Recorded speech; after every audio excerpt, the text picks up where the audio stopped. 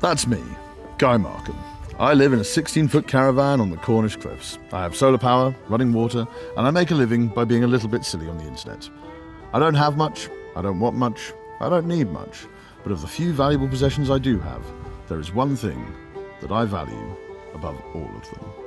My bike.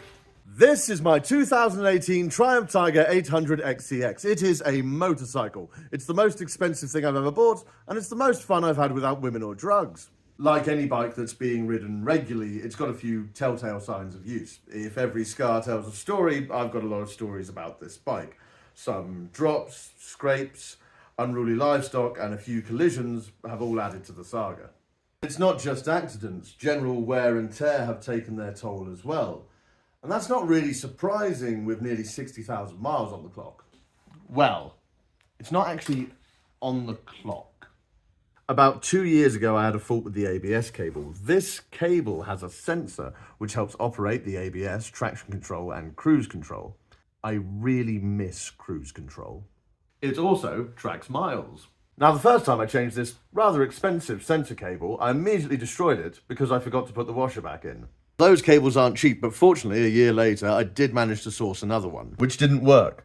The faults had actually stopped showing up on the HUD, but the cable wasn't doing what it was supposed to, and now the speedo had completely stopped functioning. So I disconnected everything again and promptly forgot about it. Fast forward another year, and I had become friendly with a Triumph engineer who suggested the genius idea of double-checking the size of the washer.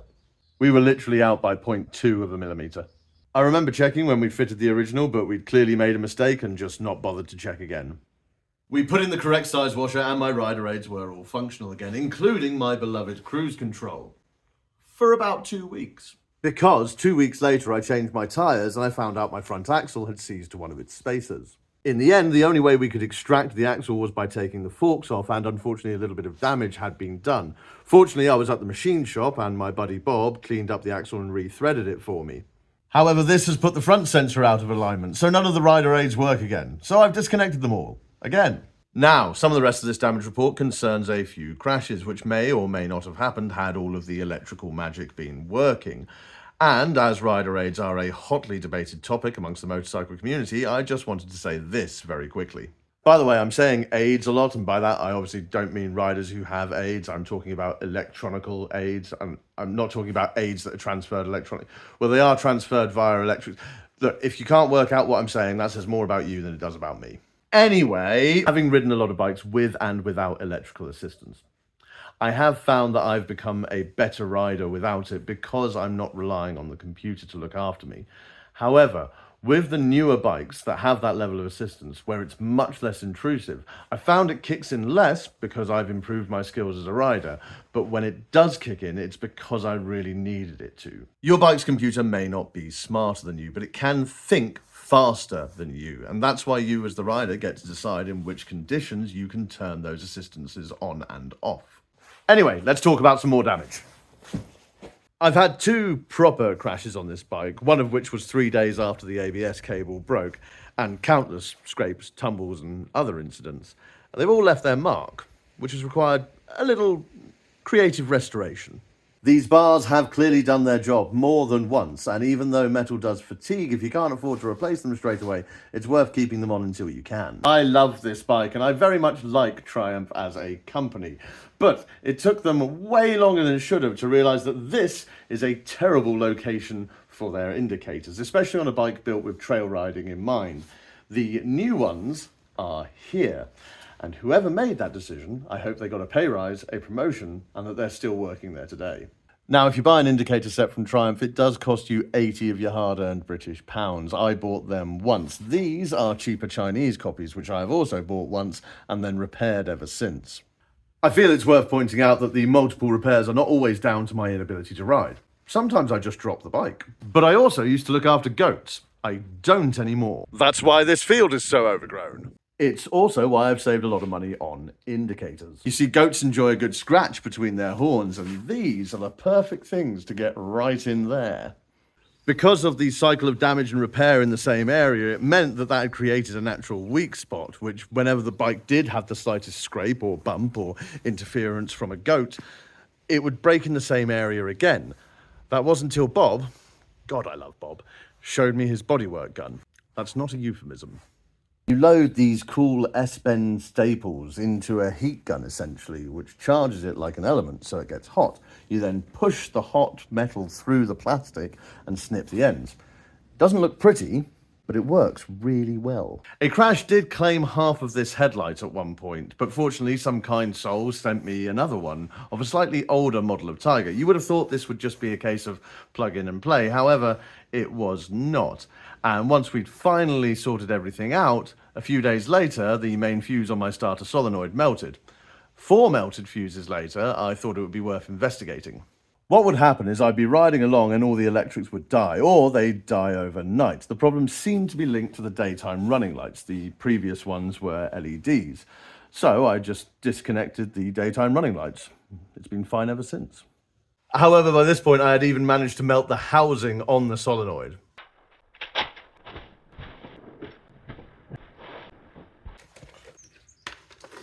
This is a totally different solenoid from a totally different bike, but people who know the magic of electricity tell me that doesn't matter as long as you can connect the right thing to the right thing. So with a bit of soldering, some help again from the machine shop, we managed to get things working. Now we didn't have the correct connector to get it into the rest of the bike, so rather than take that one out, we just got some spade fuses and shoved them in.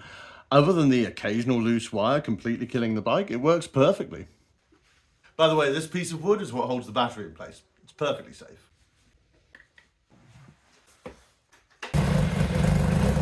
Always check. My old luggage racks were absolutely totaled in the same crash that claimed my headlights. Someone very kindly gifted me a set of the Moscow bags, and to this day they might be the best gift I've ever received. These bags have taken a hell of a beating with some of the travelling that I've done with them, including a 50-foot slide on tarmac, and they're still in amazing condition. Now we get into wear and tear. The heated grips on this bike went about 2 years ago, but they did last me through the worst conditions I've ever ridden in. -5 in a blizzard overnight. I'm all for telling people to ride in all conditions. I would not be in a hurry to repeat that particular journey. As someone who rides all year round, this is definitely a feature I miss, but what's worse than the grips not being heated is just not having any actual grip. You see, the cover's completely melted. I can't afford to replace the full set at the moment, so I did what any sensible person would have done. I got the cheapest grip that I could and just wedged it over the top of the existing one. You only need it on the throttle side. But what about the seat? There's nothing wrong with the seat, it's just that people always ask me about it. It's genuine sheepskin, it's custom fit to the saddle, it's from a company called Moto Covers, and if you want one for yourself, you can get a 10% discount using the link down there. This is also the second swing arm this bike has ever had.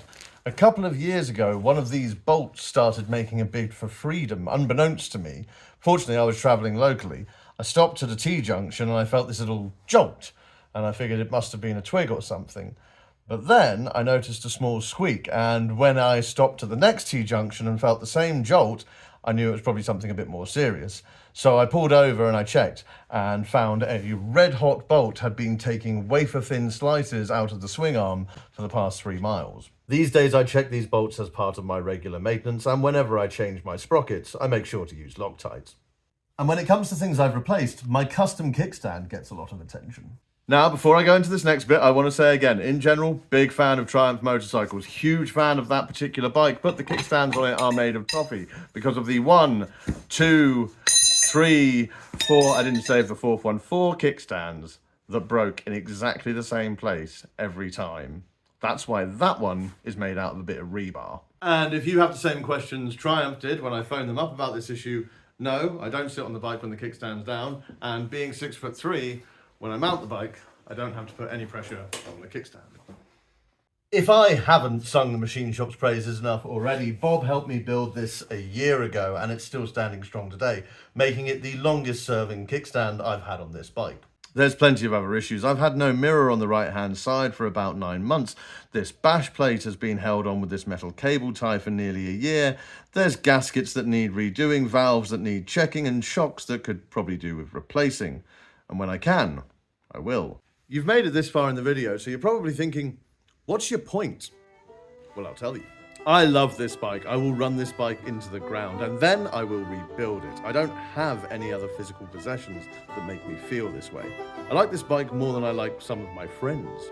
If you're my friend and you're watching, then obviously I'm not talking about you. I can't think of any other object that I care so deeply about or that has inspired me to learn as much as I have about it. When I first got this bike, I could just about do an oil change. This bike gave me the motivation to learn more. Everything that's gone wrong and every mistake I've made has been a valuable lesson. If budget wasn't an issue, I might do things differently, but regardless of money, I'm genuinely passionate about this bike and doing what I can to keep it healthy, even if it doesn't always look like that. And if you own a motorcycle, you probably understand what I'm talking about. Ride safe, stay hydrated, and if you fancy signing up to the Patreon or buying some merch, that'll help me buy parts for this thing. Thanks for watching.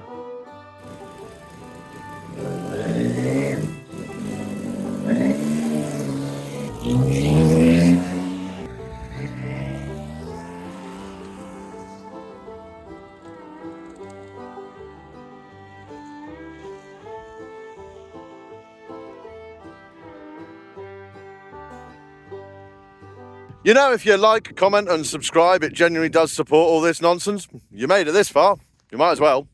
Cheers.